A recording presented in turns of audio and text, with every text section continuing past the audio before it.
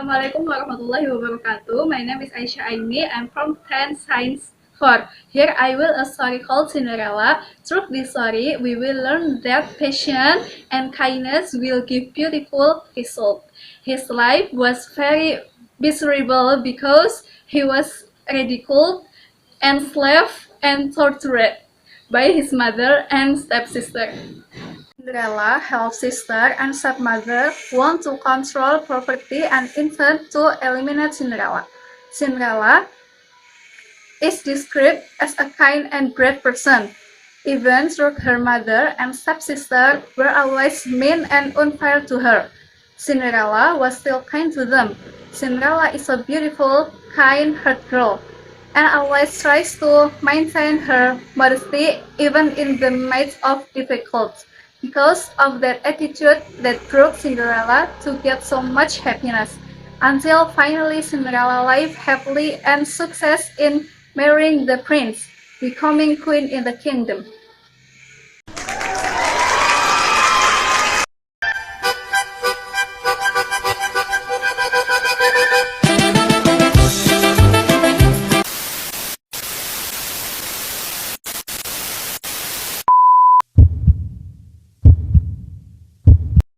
We have two main characters, namely Prince and of course Cinderella. In this story, there are also three antagonists, two Cinderella stepsister and Cinderella stepmother.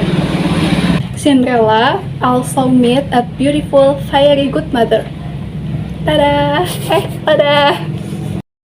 How will this story continue? You can watch after this. Tada!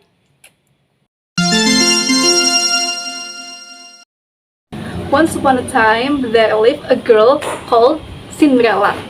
She was happy life with her mother and her father until her mother died and her father had married a widow with two daughters. Her stepmother didn't like her one little bit, but for the poor unhappy girl, there was nothing at all. Her stepmother has two daughters and they very busy, no rest and no comfort. She had to work hard all day. Only when evening came was she allowed to sit for a while by the fire near the cinders.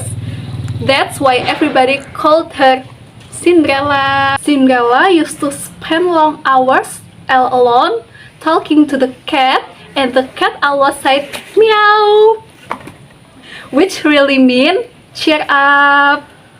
You have something neither of your stepsister has, and that Cinderella, even dressed in old rags, was a lovely girl, while her stepsister,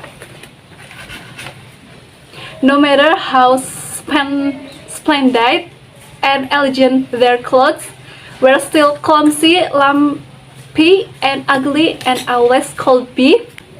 You shall go to ball, Cinderella, but remember, you must leave at midnight. That is when my spell ends.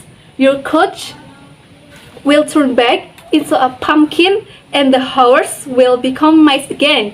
You will be dressed in rags and wearing clothes instead of these glass slippers. Do you understand? Cinderella smiled and said, "Yes, I understand." Cinderella had a wonderful time at the ball until she heard the first stroke of midnight. She remembered what the fairy had said.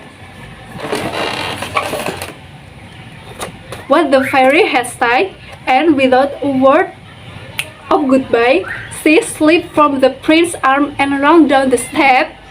As she ran, she lost one of her sleeve, but not for a moment did she dream of stopping to pick it up.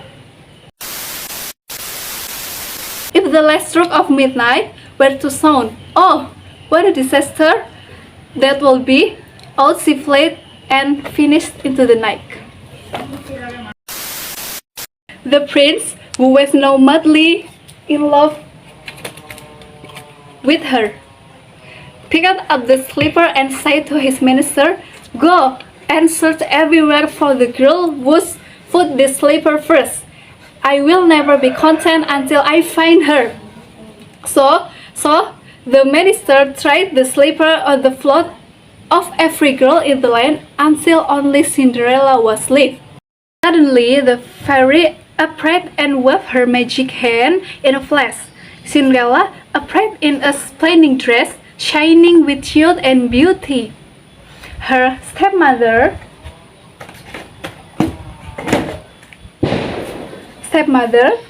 and stepsister gaped at her in amazement. And the minister said, "Come with you, Cinderella. Come with you, Cinderella. The prince is waiting for you." So, Cinderella married the prince and lived happily ever. Thank you. Thanks for watching. Moral message that can be taken is: the first is that she is selfless and always patient. Second, she remains humble in all conditions. The third, Cinderella does not need to show that she is the best. Thank you. Thanks for watching.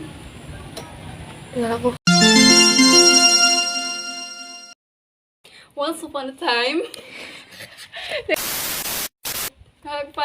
Kebong.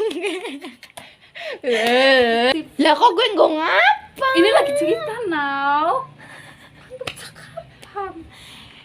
Ya orang ada maksudnya. Now skip.